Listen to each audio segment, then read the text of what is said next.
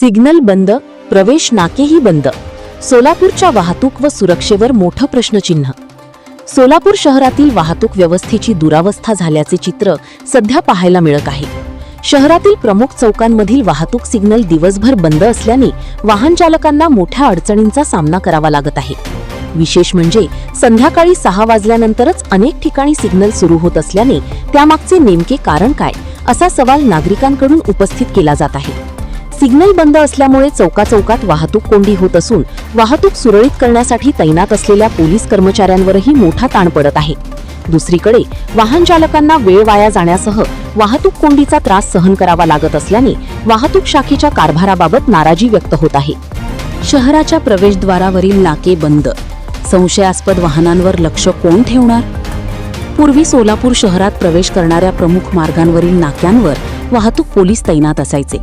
शहरात प्रवेश करणाऱ्या मोठ्या वाहनांची तसेच संशयास्पद वाहनांची तपासणी केली जात होती. मात्र काही दिवसांपासून हे नाके बंद असल्याचे चित्र आहे. प्रवेश नाके बंद असल्यामुळे शहरात येणाऱ्या वाहनांवर नियंत्रण आणि तपासणीची यंत्रणा कमकुवत झाली आहे का, असा प्रश्न नागरिकांकडून उपस्थित केला जात आहे. शहराच्या सुरक्षेच्या दृष्टीने ही बाब प्रशासनाने गांभीर्याने घेण्याची गरज आहे. पोलीस आयुक्तांनी तातडीने लक्ष घालण्याची मागणी. एकंदरीत आपलं आपणच पाहायचं अशी परिस्थिती सोलापूर शहरात निर्माण होऊ नये यासाठी प्रशासनाने तातडीने उपाययोजना करणे आवश्यक आहे.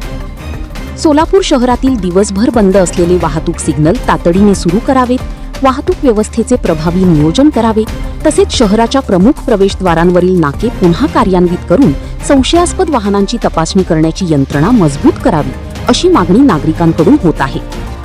शहरातील वाहतूक आणि नागरिकांची सुरक्षितता ही प्रशासनाची जबाबदारी आहे.